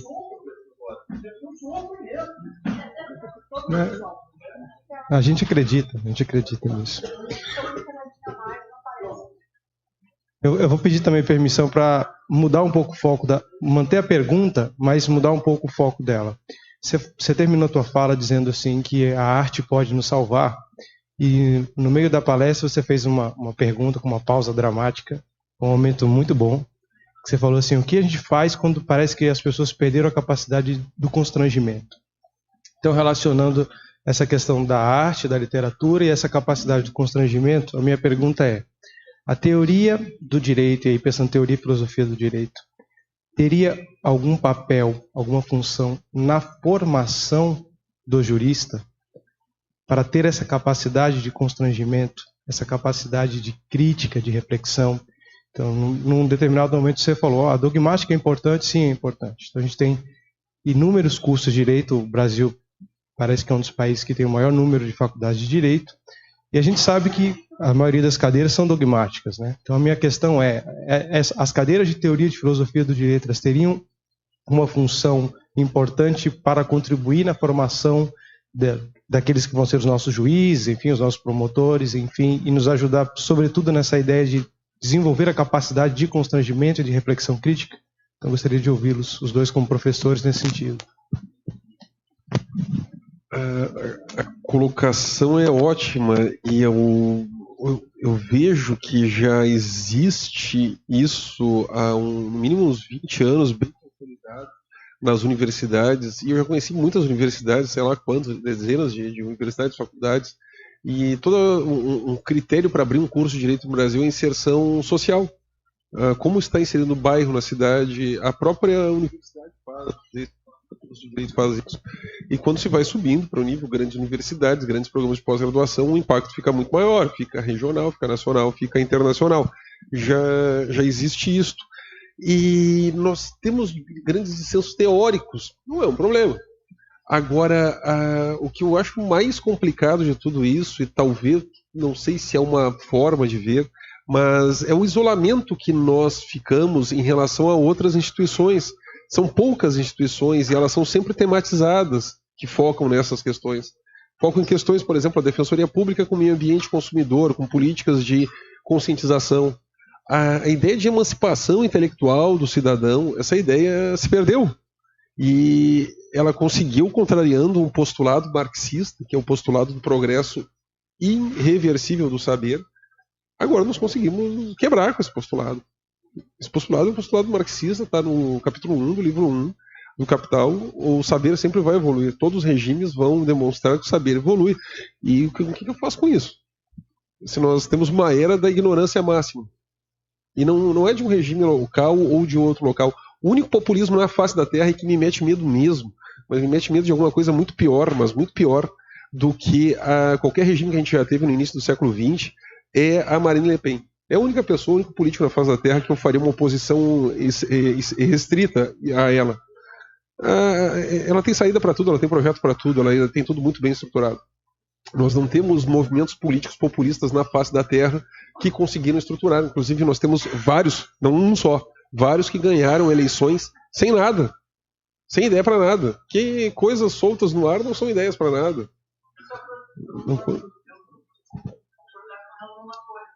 Qual? Não, eu conheci essa mulher pessoalmente e de todas as pessoas que eu conheci na vida, a pessoa que mais me surpreendeu, eu conheci ela num evento, fui voluntariamente lá, tinha 40 mil pessoas no ginásio e eu estava na saída do palco quando terminou, era uma coisa impressionante, assim, e ela tem uma capacidade de interlocução com as pessoas, um carisma, ela se faz chegar e ela tem resposta para tudo. Ela só perdeu a eleição num debate. Não, são respostas complexas, são propostas, são estruturas. Ela é parlamentar europeu, ela já fez passar muitas medidas, ela é muito próxima da Angela Merkel, é um nível de estruturação política que a gente não tem nada igual em outro político. E lá tem o exército nuclear, lá tem uma outra situação. E por isso que me mete muito medo essa pauta que a Marine Le Pen tem com esse nacionalismo. E como isso está sendo recebido dentro do meio jurídico. Porque já tem uma doutrina absolutamente referendária dela. E a oposição vira um neomarxismo. E aí, muito complicado, que foi representado pela figura do Mélenchon, que é o grande representante disso, mas aí eu estou tentando recuperar uma discussão do século XIX, enquanto que a Marine Le Pen está pensando no século 2200, 2100. Ela realmente tem uma construção de que a França deve ser o centro do mundo. Ela tem resposta para a francofonia no mundo, para substituir o inglês, e isso influencia nas universidades. Foi com essa pauta que o francês se tornou tolerante, muito tolerante, a publicações que não são aquele francês perfeito, que não tem erros gramaticais, mas que não tem o melhor estilo. A influência dessa mulher. Há mais de 10 anos atrás, hoje é muito mais fácil escrever em francês do que escrever em italiano. Escrever em italiano é um inferno, eles querem que tu escreva como se fosse um italiano. O estilo italiano não basta estar certo, tem o estilo errado. Isso é uma característica do orgulho italiano, orgulho acadêmico, principalmente. Na França acabaram com isso. Tem a Sorbonne de Addis Abeba, tem a Sorbonne de Abu Dhabi. A ideia da França no mundo. Isso está no coração das pessoas. Todas as pessoas, sem exceção na França. Só que algumas estruturam isso como um projeto de poder. E 40% da população concorda com isso. Se nós não tivermos um excelente governo Macron agora, eleições. Eu vi várias coisas na política, eu gosto muito de história política, e é a experiência que mais me assusta, porque ela é muito mais estruturada que o nazismo. E o nazismo foi estruturado com base intelectuais, o fascismo, a gente falava em uma outra situação, foi estruturado com base em intelectuais. Algo feito com base na ignorância não vai precisar se manter no poder. Não vai. O Trump foi absolutamente estruturado na base da ignorância, não vai ter algumas medidas folclóricas, não vai certamente querer subverter o regime. Não consigo ver isso. Vai ser qualquer governo feito na base da ignorância seja um desastre. Mas é um retrocesso naquele progresso e que influencia muito isso no nosso saber, como a modernidade foi feita, a ideia de que nós sempre progrediríamos. Kant, progresso universal, Allan Kardec com o progresso da alma, tudo fala do progresso. A gente chega num nível de imbecilidade. Eu me lembro muito, eu fiquei só 3 semanas no IPF, eu não fiquei internado, eu fiquei fazendo estágio de documentação. Eu tenho a sensação que sair na rua, eu estou com fobia social praticamente, não dá para conversar com as pessoas. Eu entrei um pouco na loucura dessa coisa de fazer perguntas e ver como é que está o nível da pessoa. E dá para ver para cara. E eu estou entendendo que isso tem um acometido, e não é o populista só de uma orientação, é o populista inclusive de outras orientações. Ele é um acometido, ele não tem só um candidato. o acometido ele está num movimento que ele não consegue ter a certeza do mundo, a clareza do mundo. Ao ponto do chegar e proibir o uso de expressões. Nunca numa eleição nós tivemos proibição de uso de expressão. Meu Deus, para entrar na ONU. Meu Deus, o que é isso? O recurso à religião. A política brasileira aboliu o recurso à religião desde os anos 40. Não se tinha isso. Partido de esquerda agora recorrendo, o sujeito abre a boca, meu Deus, glória a Deus. O sujeito abre a boca, ele é de esquerda, mas fala, o sujeito de esquerda, de origem socialista, trazendo Deus para o recurso. Recurso teórico. A questão ela é política. Eu acho que bem ou mal nós estamos ainda protegendo que nós temos condições de mostrar pontualmente onde está o erro, onde está o problema. E nós temos a brasilidade. Eu sempre vou comentar, ainda mais que estamos gravado. A brasilidade ela tem o sempre. O sempre encaixa alto, o sempre está na política, o sempre vai para todos os lados. E o sempre precisa conter a barbárie, porque o sempre domina a barbárie. E o sempre tem políticos e tem partidos do sempre. E o Brasil é politicamente muito complexo. Não tem. Conheço pessoas que dizem o fulano, porque eu sei que late, e o outro eu sei que faz uma miséria. O outro não late nada, mas o outro faz uma miséria. Esse outro não está na segundo turno. Mas o que a gente vai fazer? Nós vamos ter que ficar atacando pontualmente situações como nós estamos fazendo. Vai ser a nossa função. Vai estar para a história do ponto de vista intelectual. Acho que isso é uma tragédia do Brasil. Intelectualmente, uma outra coisa. Professor André. Um minuto antes de encerrar, então, para não deixar o Daniel pendurado. Devolvendo a pergunta, como é que é possível alguém se formar em Direito sem nunca ter lido Machado de Assis no Brasil?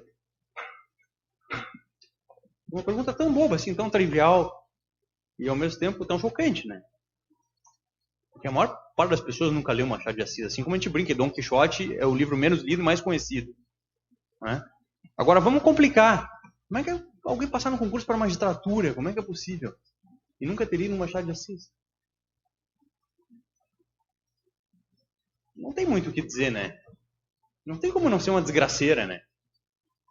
Ou, se quiser, um Graciliano Ramos. Ou qualquer livro. A gente tem um general agora, o representante da educação, né? Disse que as humanidades aqui, que não vai ter nenhum centavo, vocês viram isso? Que vai ser só engenharia e saúde e agrário, e que ir para as humanidades no ano que vem não vai ter um centavo, porque isso não tem nenhuma relevância. É verdade, porque a escola superior de terra tem entre as humanidades. O estudo da teoria da defesa está entre as humanidades. Então, ele não sabe. Sim, tá. Mas sobre o que ele sabe? Deixa eu só para fechar aqui, desculpa, Lene, para aí. E aí o que eu tenho lá em Guanambi, para você ver como eu sou um pessimista humanista. A gente tem um projeto que se chama Cultura Literária dos Direitos nas Escolas. Que é como trabalhar a cidadania, formação de direitos, emancipação, com algumas histórias, não são as fábulas do século XVIII, né? São histórias que trabalham ideais republicanos, democráticos, como é que você trabalha isso com crianças e como é que você institui uma cultura dos direitos por meio da literatura. Eu estava no aeroporto, escrevi uma coluna sobre isso, estava no aeroporto e... Não, na verdade não, no Hotel Mabu, em Curitiba, e tinha uma moça que nós tomávamos o café entre 3 pessoas, professores, e a moça estudando e trocando e-mails, WhatsApp e tal, para cursinho, né? E eu saquei isso, né? E de repente eu não me segurei e perguntei o que ela estava fazendo, embora eu já soubesse. Ela disse, eu estou estudando para cursinho, eu vim aqui para prestar um concurso. De onde você é? Assim, eu sou de São Luís do Maranhão. Disse, então, eu não vou dizer onde que ela estuda, enfim, onde ela ou estudou ali, que está se formando, ou já se formou, esse detalhe não lembro, eu fiz a coluna. Eu disse, e aí, posso fazer umas perguntas para você? Sim.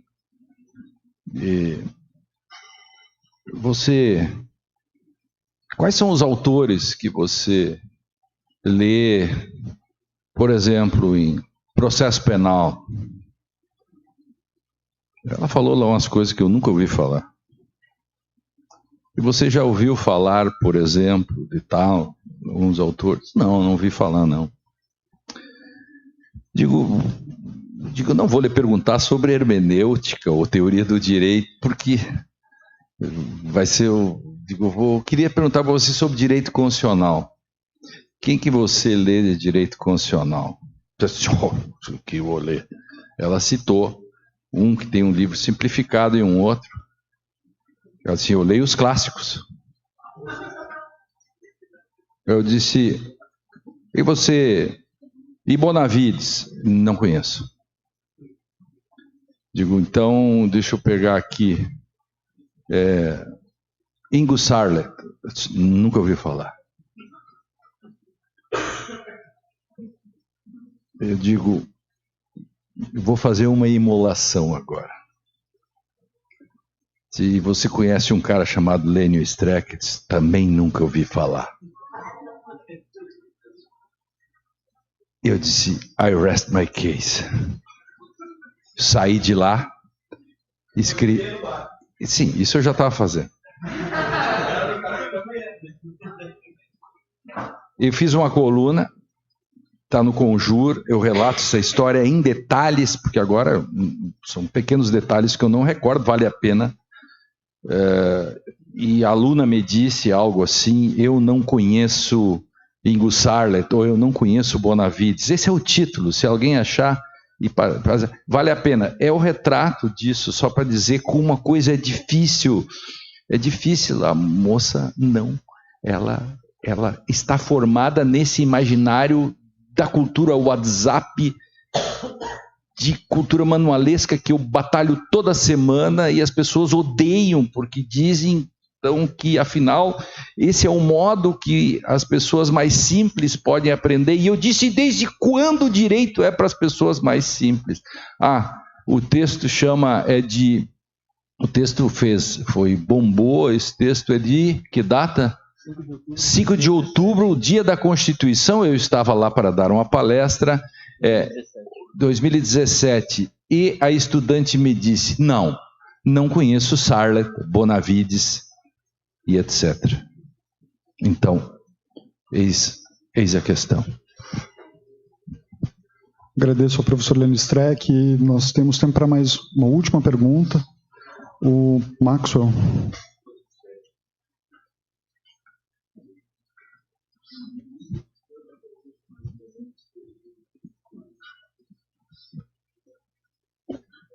Como meu nome é Maxwell, eu queria fazer só uma pergunta nessa esteira da resposta dessa observação do professor Lênio Streck. Eu vim de Mato Grosso para cá, depois que eu cursei minha especialização em processo civil, e até então também nunca tinha ouvido falar do Lênio Streck, né? O professor Lênio Streck. E daí eu lendo, procurando, pesquisando para lá e para cá no YouTube sobre teorias de Constituição, encontrei o professor Lênio Streck e comecei a comprar as obras dele. Mas o que eu queria ressaltar, aí eu peguei e vendia, eu vendi minha casa, peguei uns 6 mil reais de livro que eu tinha, botei num apageiro, minha roupa das minhas crianças, minha esposa e vim para cá, comprei um apartamento aqui. Enfim, mas o que eu queria dizer é que na especialização que eu fiz, 2 anos de processo civil, muita gente não conhecia o professor Lênio Streck lá. Eu falava dele e tal, que eu estava estudando as obras dele, ninguém nunca tinha visto falar dele. Até zangava comigo, porque esse assunto não tem nada a ver com nós aqui, processo civil, né? Vamos aprender prazo de entrar com recurso, isso, tal, recurso repetitivo, aquela coisa toda. Porque quem vinha, os colegas meus da pós-graduação, quem vinha dar palestra para nós era o pessoal que estava fazendo a nova Constituição, a nova CPC, Fred Dier, esse povo todo aí. Enfim, E eu também queria falar que eu fiz estágio com um defensor público que é judeu e ele falava para mim, você tem que escrever as peças, porque eu vim da faculdade de letras, né? Eu gosto do seu escrito, vi seu escrito em alguns jornais aí e tal. Você tem que escrever objetivo. Aqui você tem que escrever objetivo, porque juiz não gosta de ler. Esse negócio de rodeio e tal, e teorias, esse negócio não é para nós. Então eu aprendi assim com o meu defensor público, que eu trabalhei com ele, que era mestre em processo civil e direito civil. E aí eu queria falar o seguinte, se por acaso essa questão dessa falência, digamos assim, que resultou nessa possibilidade, está resultando nessa possibilidade do fascismo, da ascensão do fascismo, essa falência, digamos, da teoria de constranger o poder judiciário, ela não é devido a esse academicismo, né? Porque a gente não fala mais a linguagem dos advogados, né? Nós aqui, nós não falamos, desculpa essa observação, né? A gente não fala a linguagem dos advogados. Os advogados, quem faz curso de direito, ele está com aquele sonho para ganhar dinheiro rápido, né? Muitos entraram, veio de família pobre e entraram no curso via ProUni e, enfim, estão com aquela ilusão de ganhar dinheiro rápido e não sonham ir para a academia, porque a academia para eles tem um linguajar totalmente diferente que eles não têm como pesquisar rápido para, né, entrar nesse meio. E aí eu sou uma exceção, vim do Pantanal, lá do meio dos índios, da Capivara, da Sucuri, e estou aqui, né? Uma exceção. Mas eu queria dizer assim, se não é o caso de fazer uma autocrítica, uma análise, essa autocrítica não era para ter sido feita há muito tempo, desse linguajar, né? O professor Lênin Streck até que tem um linguajar um pouco, né, no conjunto mais acessível, mas até os livros dele é um pouco meio complicado. Então eu queria, sobre essas observações, que se vocês poderiam fazer. Obrigado.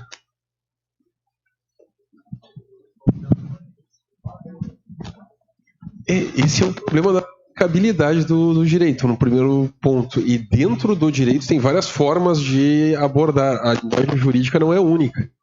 Em alguns segmentos, como na propedêutica, ela fica bastante técnica, com expressões muito peculiares. Agora, eu acho que essa questão de como tratar o conhecimento jurídico passa por política nacional. E nós temos uma política de ação dos cursos de direito, que é lá do finado ministro Paulo Renato, do primeiro governo do Fernando Henrique Cardoso, se deu uma expansão de 200 para 1.200 cursos em menos de 10 anos. E nós chegamos aí em 2012 com 1.200 cursos de direito. E a lógica era só essa: cria o curso, vai e coloca os professores. O altamente lucrativo é GUSP e GIS. Já ouvi em todas as regiões do Brasil. Não tem a preocupação com um plano nacional curricular. Eu me formei sem diretriz curricular. As diretrizes curriculares são posteriores à minha titulação. Eu fiquei 2 anos sem diretrizes curriculares no Brasil.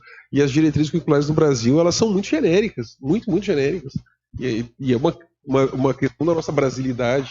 Mas nós poderíamos ter, sim, respeitadas as particularidades locais, uns 30%, 40% de uma estrutura mais dura. Nós poderíamos discutir algumas questões, não digo via MEC, mas via outros órgãos, inclusive a própria OAB, que tem uma comissão de ensino jurídico, mas ela faz uma avaliação mais correcional dos cursos.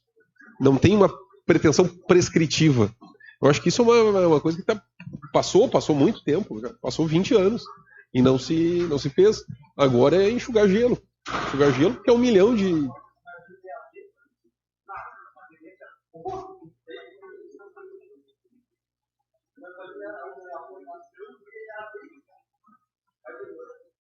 Não, a formação que... Não, sinceramente, esse é o tipo de questão que eu acho que eles não passam.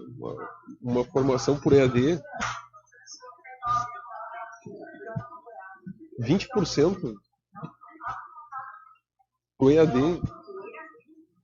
Uhum. O curso inteiro por EAD?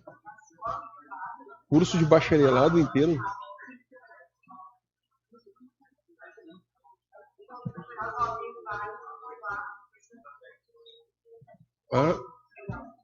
Curso de bacharelado em direito todo integral. Sim.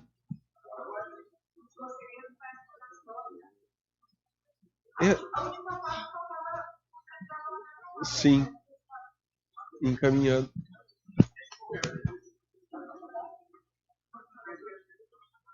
Isso só vai agravar e daí vai vir aquele princípio liberal básico de que o mercado vai ter que corrigir. O mercado vai corrigir isso. Sim, daí se cria uma série de instituições e o mercado corrige, daí tem um desastre. Tem universidade como dá para citar o nome, São Marcos. Acompanhei a extinção da universidade, foi um horror aquilo. A Universidade de São Paulo foi extinta. E foi toda criada nessa lógica. Certo?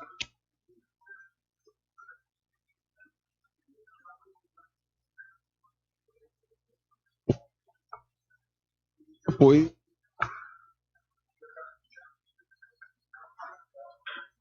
Obrigado. Bom, com essa participação do professor Anderson, eu dou por encerrada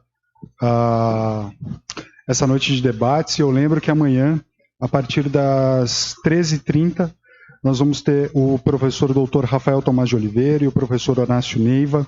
Depois, às 15h30, o professor Dr. Arthur Ferreira Neto e o professor André Coelho. E às 8h30, encerrando então o nosso terceiro colóquio, o professor Francisco Mota e o professor Lênio Streck. Pessoal, muito boa noite e até amanhã.